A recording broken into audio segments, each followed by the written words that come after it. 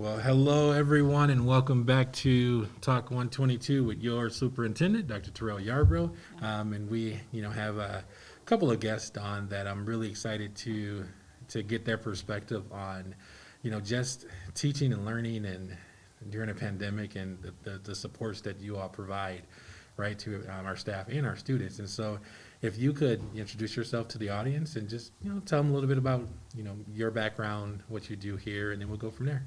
Yeah, I am Emily Breakfield, and I am one of the two Instructional Technology Specialists. And so what that means is Chris Noble, who you'll see in a little bit, and I facilitate learning of how to use technology in the classroom to improve student achievement and make sure you're meeting the standards and being able to use it in a meaningful way. So I have half of the buildings, and Chris has the other half. However, we do commingle. We kind of go where is necessary. We both have our own fortes. Chris is a lot better at the technical things and big picture things, and I am really great at littles, which he's new to, and also working with creating materials for teachers so that they can use them in their classrooms. Gotcha. And so thank you for that. And I can only imagine, the amount of requests that you get now, right? Because it is hard, right? On a lot of us, is just trying to figure out just how we can really continue to impact learning, right, in a positive way. And there's so many different ways that we can learn, nowadays, as opposed to we say pre-COVID, right? Yep. And so when you just think about how your role has evolved, during first of all, your time in Harlem, right? Because how long have you been in Harlem? This was my third year. So your third year, so Yep. right, kind of.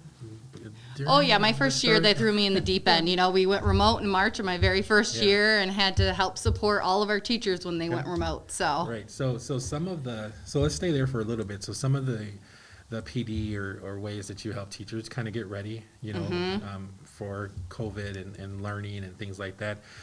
What pops into your head of some of the fun moments of just that whole process? Yeah, so if we can call it fun, right? Of course it is. So when we were first going, a lot of our teachers had never even used Google Classroom. Okay. March of 2020, they had no idea. The kids had never used the computers in a way that was actually facilitating learning. A lot of it was babysitting maybe, or using it in a way that allowed them to run other parts of their classrooms. Okay. So it was really important to Chris and I to make sure that they were using the technology in a way that was going to support the learning, and having to get them just that simple step to Google Classroom. Okay. I think that we've come a long way. I would say that majority of our teachers are using Google Classroom all the way down into kindergarten. And now we also have Seesaw, and so having teachers use Seesaw in the classroom too has been really amazing to see, because a lot of those allow the students to show their learning, which sometimes, when you have a class of 25, you can't sit and listen to every single one of them read, but you could use something like Flipgrid or Seesaw where they read to it, and then on your own time or during a prep, you can actually listen to those students read. Okay. So and those are all great, things. And so feedback from staff as far as Flipgrid and Google Classroom, what have you received from them? Yeah, so a lot of our teachers are really excited about being able to see what students are doing. Okay. They can monitor, like when we were in remote, if they're in any Google program, they could keep an eye on what they were doing, because they could check in through Google Classroom and see what they were working on. It was easy to watch them work, which isn't something that you can do in a classroom. You don't have, if you have a screen up, you can see everybody doing what they need to be doing. You can pop in and make a comment on something at real time, and being able to give feedback. So teachers are really excited about that aspect of it. I think that they also are excited about being able to have students engaged in a way that maybe they didn't in the past, using something like Pear Deck or Seesaw or any of the other programs we have that deliver instruction. They actually have, like in the middle school, I saw a teacher using quizzes, and she had students all signed in, and so they were moving through slides and answering questions in between. So having students actually engaged in the learning as opposed to lecturing. Right. I love it. I love it. And so you mentioned a little while ago about littles, right? Yeah. Like that's your forte, right? Yep. And so some of the like feedback that you get from, working with our younger kids, especially around technology. Yep. Like favorite projects or anything come to mind for you? They have come so far. If you had asked back 3 years ago when I started, a lot of them were like, oh, they have a hard time signing in, or, oh, they just left every single student signed in so that they didn't have to worry about it. And they've come so far. Okay. I went in and did the same lesson at Parker Center, the Seesaw Boot Camp activity, where the students were able to go in and record a video and talk about their family. Okay. And they drew a picture. And so the teachers are just so excited that the students are capable of doing it. And the more that they see they're capable, the more they feel comfortable trying things. Because sometimes that's the scariest thing, is to just try, and sometimes it fails, and that's scary. But I think that we're getting our teachers a lot more comfortable with our littles actually on the computers and doing things that are meaningful. Love it. Love it. Okay, so at some point, hopefully we're going to come out of COVID, right? Or at least the way that things are kind of going for us. And so when you think of technology and your role specifically, even when we're beyond this, right? What do you think is going to be stick? This is what we started to do and learned how to adapt, but this is pretty much going to stick, for as long as we continue down this road. I think that using they're called LMS, learning management systems, like Google Classroom or Seesaw, are going to be ones that stick, because it allows teachers to not have to make the huge copies of things. Okay. Right now we currently have a paper shortage. We're not getting things in, and we're not seeing the panic that I think we would have seen 3 years ago, because not everything has to be in paper anymore. And being able to give that immediate feedback to students is also really important. If you have a student in the middle school who's writing something, as opposed to having to wait to get it, then grade it, you could go in and help them work on something and leave comments.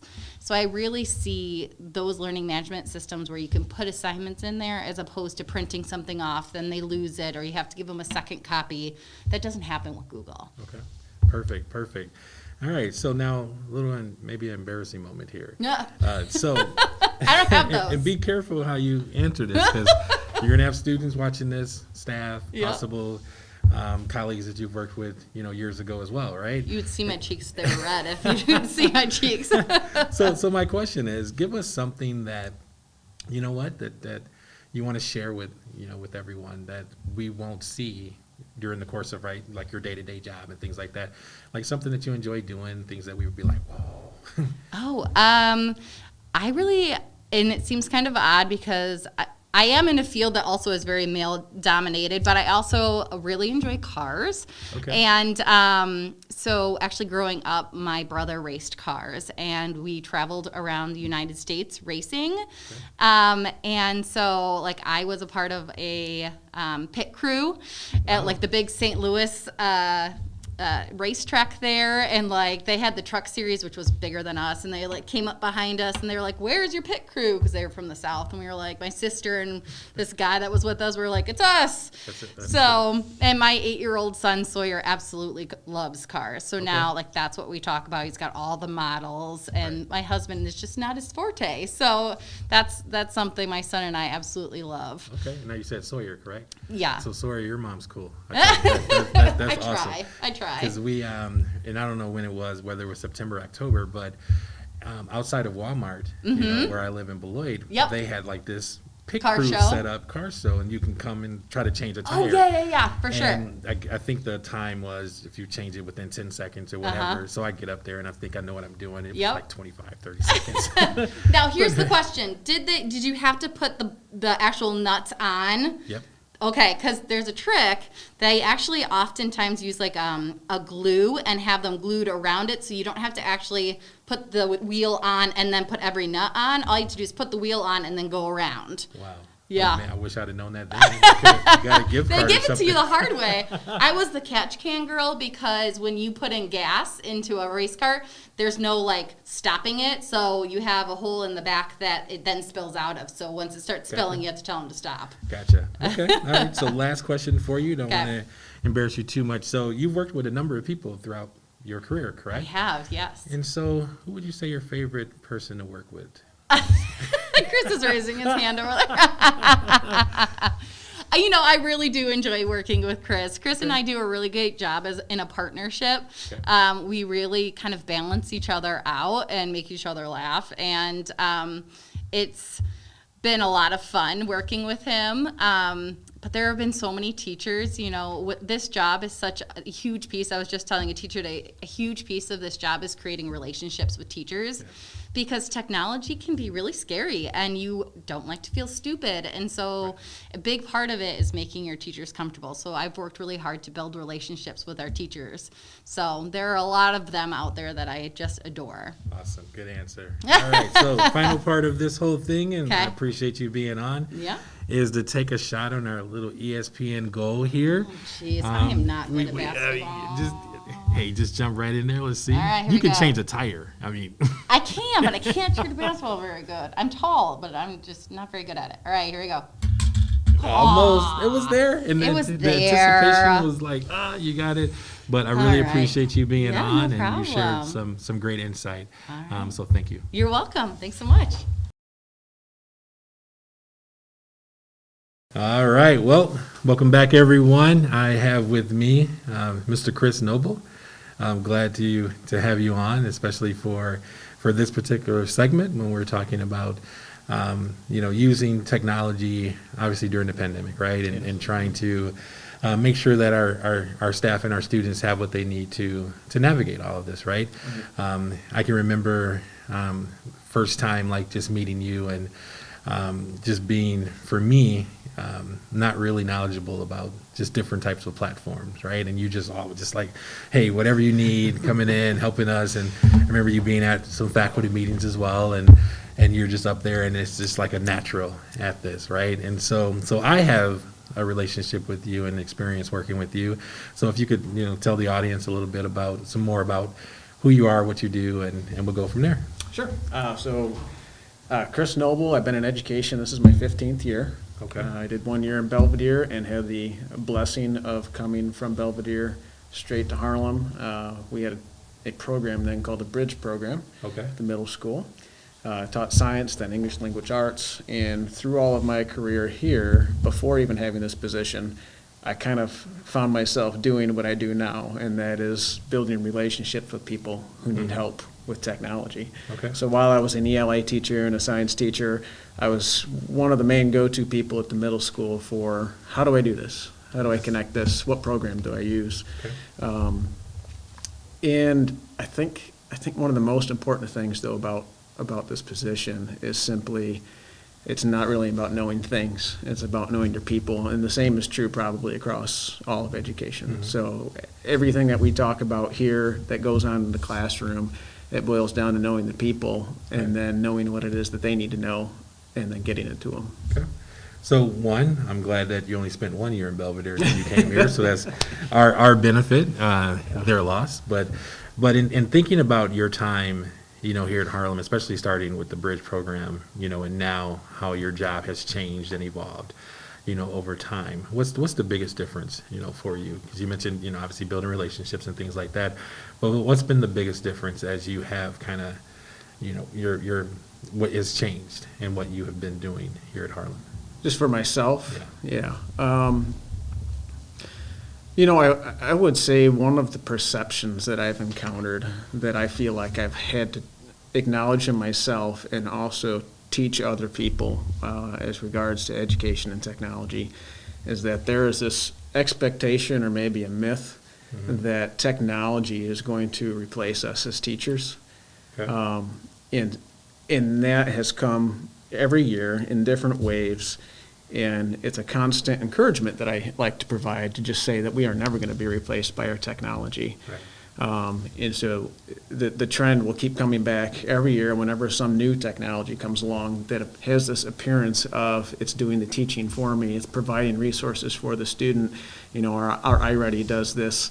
Our programs that we assess our students on, they provide things that the program thinks that our student needs.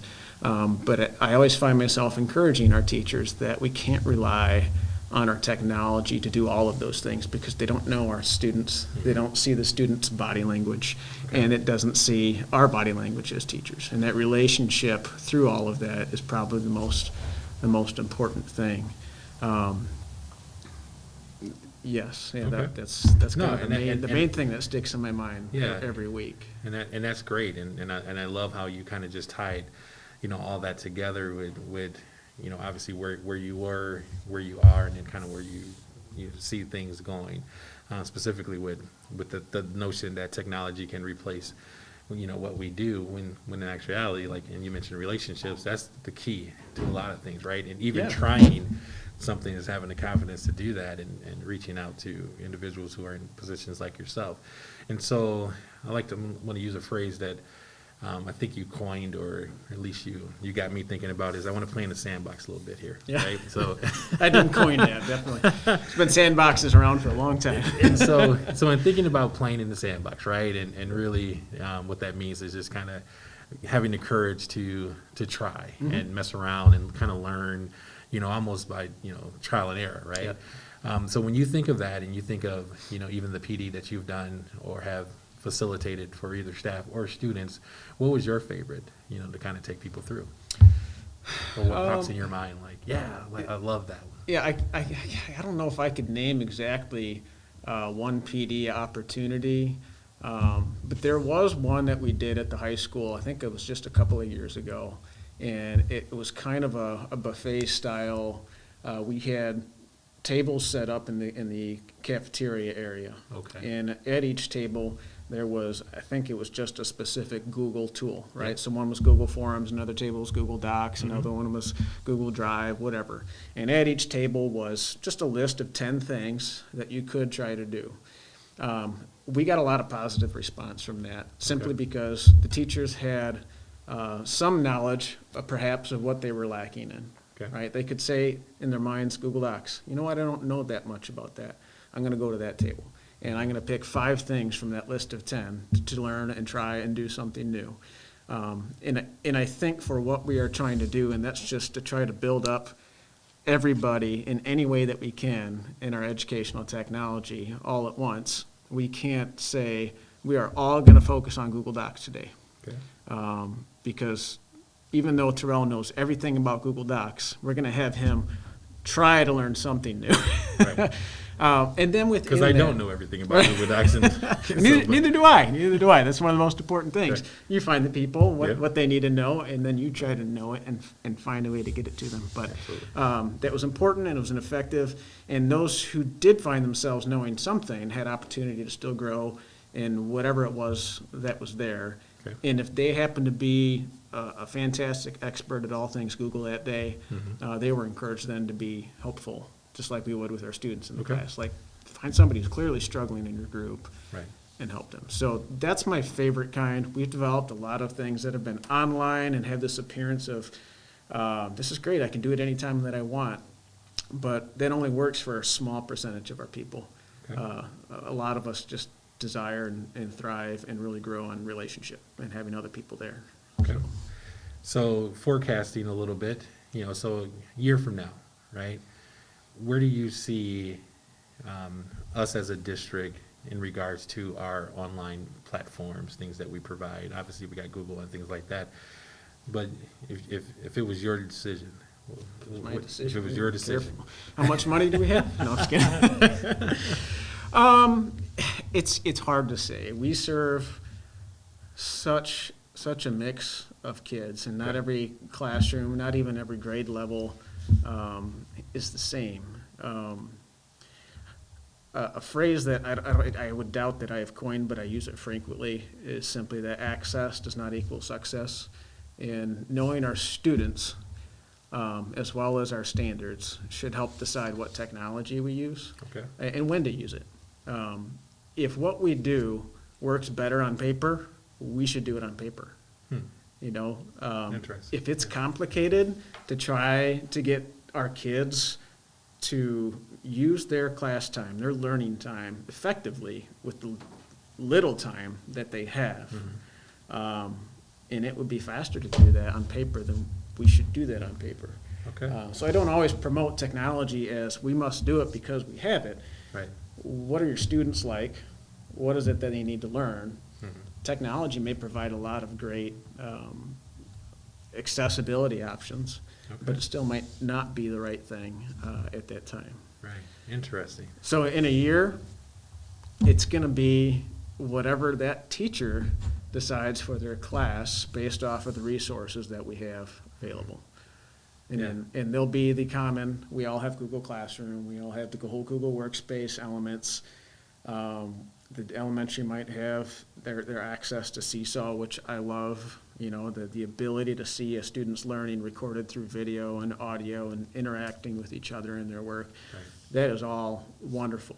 Yeah. But not every lesson should be based off of that. Gotcha. So the people that are watching this, who still have the phone, they kind of like, they loving what you're saying right now. I mean, Right. and that's good because really it's your comfort level and where you are and again, I'm the type of person that I still like to print stuff out and see the actual email, so I kind of highlight things like that. I take paper notes all the time. But then I'm also looking at my phone on my grocery list, right? And Yep. so that's all good. So I appreciate that. So now, in keeping, with similar themes of what I've asked your colleague as well. So you've worked with a number of people, throughout your years too. Who's your favorite colleague to work with? Well, I gotta say Emily because she's there That's with me good. every That's day. good, yeah. You guys share an area too, so that's good. And sincerely, Yeah. we share a lot of humor. We share our personal lives with each other. We know each other's kids and what we're up to, some of the struggles going on in each other's life. And there's two of us, Yeah. right? And like we said before, relationship is probably the most important thing. Yeah. So. But aside from the obvious of this is the person that I work with every day, I would say in similar fashion to Emily that there's so many. We have well over a few hundred, I think, teachers in the whole district, and that's a lot of people to interact with. Mm-hmm. And everybody's working so hard. Absolutely. And even if I came across somebody that was perhaps challenging to work with, usually there's something going on in their life that makes it challenging. Okay. It's not just some innate personality disorder or something like that. And so we spend time, even with those we might consider challenging, we spend time getting to know them. And that's where the meaningful relationship helps bring in the content or learning or professional development that's needed. Okay. All right. So Emily shared with us Pit Crew, right? Yeah. Would have never thought of that. I'm not catching any gasoline in a can. That's not me. So give the audience something that, Chris Noble, that we just don't, Okay. we wouldn't even believe it. While I greatly appreciate and have as part of my profession technology, my passion is actually in world languages. Okay. So I have spent lots of time over the last couple of decades learning multiple languages. I would not say that I'm very fluent in almost any of them. Okay. I'm fairly decent in French and Spanish. Spanish just by nature of where we are and it's able to be used. French, I had it in high school, but I speak it all the time just for fun. Okay. I'm currently learning Russian. Speaking it and writing it is a lot of fun to me. I'm very interested in foreign languages. And I Gotcha. keep a notebook of all the 12 languages that I want to learn. Really? And so I'll write a phrase at the top, and then underneath that, one line for each of the languages that I want to know. Okay. All right. So I'm not just going to go to you for technology anymore. I need to go to you for tips on. See, yeah, we know. Oh man, this is good. So appreciate having you on, and this is a podcast that's obviously designed to show our community, just some positive things that our staff is doing, our students are doing as well. And so if there was one thing that you can share with our community just about technology and how you feel that if they learn this, it can connect to what we're doing as a district, what would that be? Like to parents, and what would that be? I would say one of the main things that all of us can do, whether it's the parents, the teachers, the students, is to find the simplest way towards success. And that can be a simple question of a teacher or a student or a parent just asking, what is the value of what I am doing? Okay. And maybe comparing that to doing it a different way. Okay. Are teachers doing that frequently? That will lead them to the decision of whether or not I need to use technology for this lesson or not, Gotcha. or in what way. Yeah. Perfect. All right, I appreciate it. So now you have the chance here to All right, see here if we you go, can here we make go. our ESPN bucket. First try. Ooh. Okay, we're gonna have to try that All right, again. give me a replay. Redo on that. There Fail. you go. All right. Fail. Well, that was close enough. We appreciate you, Chris, and Yep, appreciate you it. sharing your words of wisdom, with us today. Right. Thank you. So again, another episode of Talk 122 with your superintendent, Dr. Terrell Yarbrough. Appreciate everyone tuning in. This is obviously the first one of 2022, and hopefully we can continue to push out positive information to you all, especially with everything that we're going through and trying to keep up with. And so, again, I am Harlem. You are Harlem. We are Harlem. Take care, everyone.